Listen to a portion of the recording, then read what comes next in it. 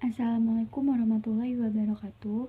Kami dari kelompok 7 yang beranggotakan saya sendiri, Anggun Mutiara Sakinah, NPM 20510302552, dan dua teman saya, Diva Putri Salma, NPM 20510302400, dan Muhammad Jatuniam, NPM 20510300098, dari kelas D, Prodi Akuntansi Syariah, dengan mata kuliah Green Economy and Trade dengan dosen pengampu Bapak Rizky Renaldi Pramasya, SEME. Di sini kami akan mempresentasikan hasil diskusi kami mengenai sumber daya alam yang dapat diperbarui. Materi pertama akan saya sampaikan, yaitu definisi sumber daya alam. Sumber daya alam bisa disingkat SDA adalah segala sesuatu yang berasal dari alam yang dapat digunakan untuk memenuhi kebutuhan hidup manusia. Yang tergolong di dalamnya tidak hanya komponen biotik seperti hewan, tumbuhan, dan mikroorganisme, tapi juga komponen abiotik seperti minyak bumi, gas alam, dan berbagai jenis logam, air, dan tanah. Nah, berdasarkan definisi di atas, terdapat beberapa makna yang tersirat, yaitu yang pertama, sesuatu yang belum diketahui dan tidak diketahui belum dapat disebut sebagai sumber daya alam. Yang kedua, sumber daya alam bersifat dinamis. Hal ini dapat diartikan bahwa nilai yang melekat pada suatu sumber daya alam dapat berubah-ubah sesuai ruang dan waktu. Yang ketiga, sumber daya alam terjadi secara alami. Hal ini bermakna sumber daya alam itu tidak dapat terbentuk secara campur tangan manusia dalam proses pembentukannya. Dan yang terakhir adalah sumber daya alam bersifat jamak karena mempunyai dimensi jumlah, kualitas, ruang, dan waktu. Selanjutnya ialah klasifikasi sumber daya alam. Sumber daya alam ini digolongkan menjadi beberapa macam. Yang pertama itu berdasarkan sifat. Nah, berdasarkan sifatnya itu digolongkan lagi menjadi 3, yaitu sumber daya alam yang dapat diperbarui seperti hewan, tumbuhan, mikroba, air, dan tanah. Disebut terbarukan karena dapat melakukan reproduksi dan memiliki daya regenerasi atau pulih kembali. Yang kedua, ada sumber daya alam yang tidak dapat diperbarui. Misalnya minyak bumi, gas bumi, batu bara, dan bahan tambang lainnya. Yang ketiga adalah sumber daya alam yang tidak dapat habis, misalnya udara, matahari, energi pasang surut, energi laut dan air dalam siklus hidrologi. Selanjutnya berdasarkan potensi. Menurut potensi penggunaannya, sumber daya alam itu dibagi beberapa macam. Yang pertama, sumber daya alam materi merupakan sumber daya alam yang dimanfaatkan dalam bentuk fisiknya, misalnya batu, besi, emas, kayu, serat kapas, kaca, dan rosella. Kemudian sumber daya alam energi, yaitu merupakan sumber daya alam yang dimanfaatkan sebagai sumber energi, misalnya batu bara, minyak bumi, gas bumi, air terjun, dan lain-lain. Dan yang ketiga adalah sumber daya alam ruang, yaitu merupakan sumber daya alam yang berupa ruang atau tempat hidup, misalnya area tanah, daratan, atau angkasa. Baik, materi selanjutnya akan disampaikan oleh Diva. Baiklah, di sini saya akan melanjutkan presentasi dari teman saya, yaitu Anggun Mutiara Sakinah. Yang selanjutnya, berdasarkan jenisnya, sumber daya alam dibedakan menjadi 2 jenis, yaitu sumber daya alam non-hayati atau abiotik dan sumber daya alam hayati atau biotik. Yang pertama adalah sumber daya alam abiotik, disebut juga dengan sumber daya alam fisik, yaitu sumber daya alam yang berupa benda-benda mati. Contohnya seperti bahan tambang, tanah, air, dan kincir angin. Lalu sumber daya alam biotik, yaitu disebut juga sumber daya alam yang berupa makhluk hidup, misalnya hewan, tumbuhan, dan manusia.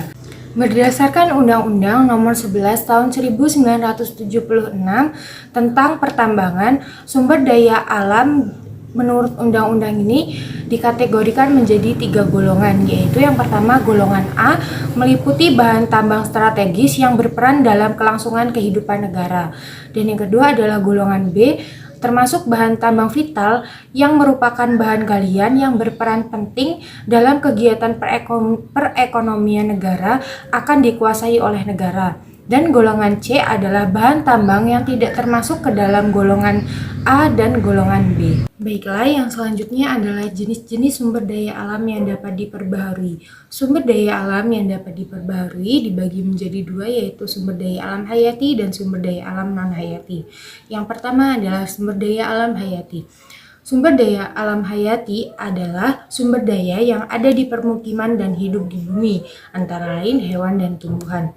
Ciri-ciri dari sumber daya alam hayati sendiri adalah tumbuh, bergerak, berkembang biak, bernafas, dan membutuhkan makanan.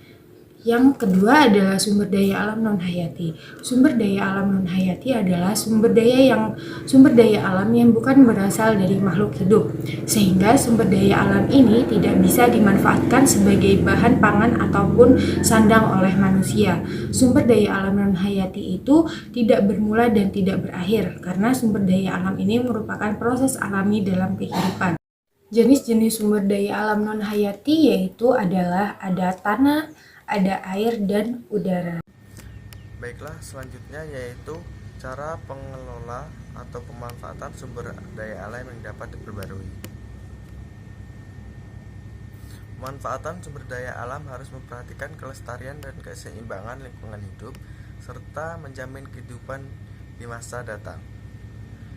Adapun pemanfaatan sumber daya alam di Indonesia sebagai berikut. Yang pertama, pemanfaatan dan pengelolaan hewan. Sumber daya alam hewan dapat berupa hewan liar maupun hewan yang sudah dibudidayakan. Pemanfaatannya dapat sebagai pembantu pekerjaan berat seperti kerbau dan kuda, atau sebagai sumber bahan pangan seperti unggas dan sapi.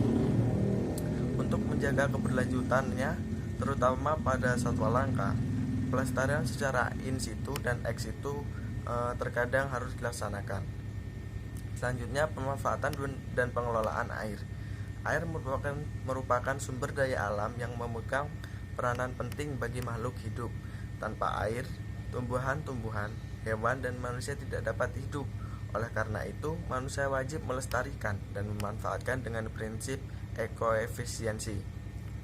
Usaha tersebut dapat dilakukan dengan cara sebagai berikut. Yang pertama, mempertahankan keberadaan hutan agar mata air tidak kering, terutama hutan di daerah hulu sungai. Yang kedua, menjaga air sungai agar tidak tercemar. Dan yang terakhir, mengusahakan air sumur agar tetap bersih. Selanjutnya, manfaatan dan pengelolaan tanah. Tanah adalah benda dalam 3 dimensi, yaitu lebar, panjang, dalam. Terletak di bagian paling atas kulit bumi dan mempunyai sifat-sifat dan bahan di bawahnya sebagai hasil kerja interaksi antara iklim, kegiatan organisme, dan bahan induk. Upaya untuk menjaga pencemaran tanah: yang pertama, tidak membuang sampah atau limbah sembarangan ke tanah. Kedua, tidak mengubur sampah atau limbah di tanah. Dan terakhir, menutupi tanah dengan tanaman dan tidak dapat membiarkan tanah terbuka begitu saja. Selanjutnya, pemanfaatan dan pengelolaan udara atau angin. Energi angin secara historis telah digunakan langsung untuk menggerakkan kapal layar atau dikonversikan menjadi energi mekanik untuk memompa air atau menggiling gandum. Tapi aplikasi utama tenaga angin saat ini yaitu untuk pembangkit listrik. Dan yang terakhir, pemanfaatan dan pengelolaan sumber daya alam hutan. Adapun manfaat hutan antara lain, yang pertama, hutan lindung berguna untuk melindungi tanah agar tidak tererosi dan menyerap air. Yang kedua, hutan suaka alam berguna untuk melindungi tumbuhan dan hewan langka. Ketiga, hutan wisata berguna untuk objek wisata, misalnya taman safari yang ada di Indonesia, di Jawa Barat, dan tanah hutan raya Muhammad Hatta yang ada di Padang, Sumatera Barat.